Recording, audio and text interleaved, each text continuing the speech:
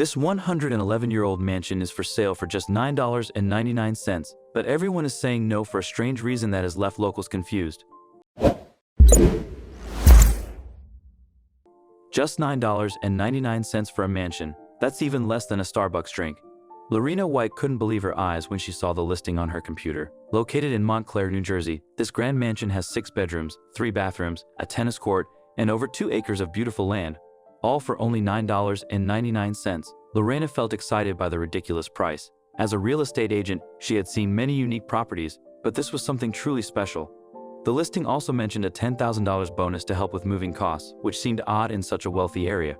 Curious, Lorena decided to visit the mansion. When she arrived, she found a lovely 2-story colonial house with a circular driveway, well-kept gardens, and a charming gazebo. The quiet surroundings made it even more appealing, especially compared to the more modern homes nearby. As Lorena toured the house, the features were even more impressive. The high ceilings, intricate woodwork, and large windows with vintage frames created an atmosphere that felt almost like stepping back in time. She couldn't understand why no one else was biting at this remarkable opportunity. One of her colleagues, Daniel, shook his head when she called him with the news. "Lorena, something about this doesn't feel right. Have you thought about why the owner would price it so low?" he asked.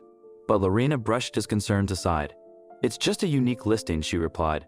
"Maybe the owner is going through something and just needs to sell fast." Yet even as she said it, she couldn't shake the feeling that something was off. As Lorena left the property, her mind buzzed with questions. She had already started mentally listing potential buyers and ideas to market the property, but there was a whisper in the back of her mind telling her there had to be more to the story. Determined to find out more, Lorena dove headfirst into the mansion's background. She pored over old documents, news articles, and anything she could get her hands on that would shed light on this grand house. What she discovered only added to her fascination. The mansion was built in 1906 by the architect Dudley Easton Amp, whose designs could be found in prominent locations across the New York area, including the prestigious yacht club in Bayside, Long Island. Amp had designed the mansion with both elegance and endurance in mind, making it a staple of Montclair's architectural heritage. Lorena was captivated by the mansion's details and discovered that Aubrey Lewis, a pioneering African-American athlete, had once lived there, making him a local legend. This connection added a sense of reverence to the property. However, she uncovered a twist in its history. After Lewis' death, a real estate group bought the mansion with plans to demolish it for a subdivision. Their plans were halted when the local historical society intervened, designating the mansion as a protected landmark and enforcing strict preservation laws. Lorena initially thought this would increase the mansion's value, but it raised questions about why such a historically significant property had been abandoned. Seeking answers, she contacted the Historical Society, where an elderly woman explained how they had fought to preserve the mansion as a tribute to the town's history. As Lorena listened, a small detail caught her attention. No one had lived in the mansion for years. It stood empty, its rooms gathering dust and its walls silently weathering the elements. The representative from the Historical Society seemed hesitant to share more information, but before Lorena ended the call, the woman murmured, "I suppose that's why it's only $10. Too many people came and left that place." Lorena didn't press for an explanation, though she felt an unsettling vibe from the woman's tone. Eager to dismiss the lingering mystery, Lorena decided to list the property, believing its intriguing story would attract buyers.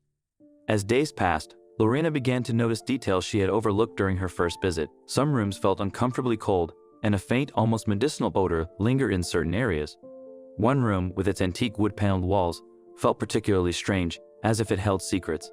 Lorena initially dismissed these impressions as quirks of an old house, but they added to her growing unease. To reassure potential buyers, she arranged for a thorough inspection, bringing in a contractor to assess the mansion's condition. Unfortunately, the contractor's report was disappointing. The mansion required significant repairs. Over the years, the foundation had settled unevenly, causing cracks in the walls and ceilings. Some rooms showed signs of dampness, raising mold concerns, and the electrical wiring was outdated and potentially hazardous. Most troubling was the possibility of asbestos in several areas, which would require special handling and a substantial budget. The historical preservation requirements meant that all repairs had to follow strict guidelines, limiting modern updates. When Lorena updated the listing with these disclosures, interest in the mansion dwindled.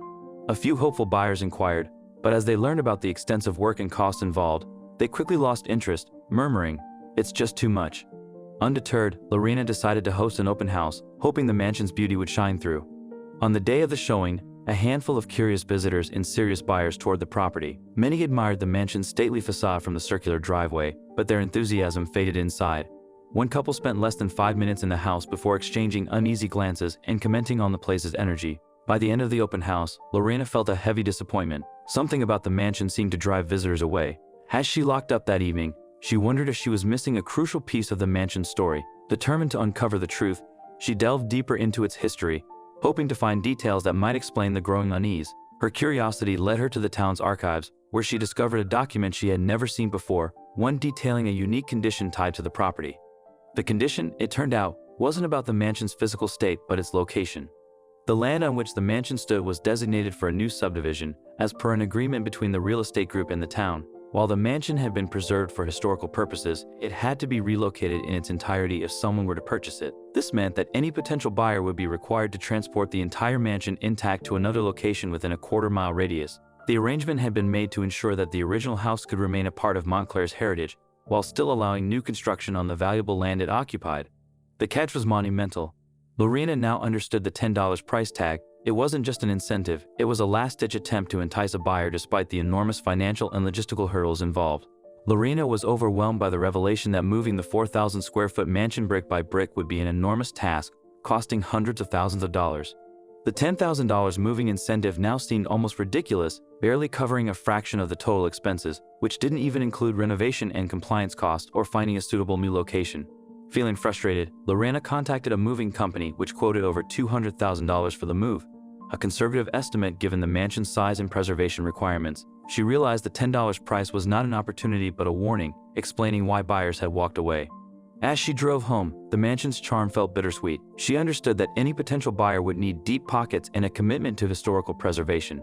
After updating the listing to reflect the relocation requirements, her conversations with interested clients became shorter, often ending in polite rejections. Despite this, Lorena couldn't let go of the mansion. Its allure had captivated her, and she felt personally invested in finding a solution. She began to wonder if perhaps a community effort could help preserve it. With a bit of hope in her heart, she called a meeting with the Montclair Historical Society and several community members to discuss the possibility of saving the mansion. At the meeting, Lorena explained the full extent of the relocation and preservation requirements.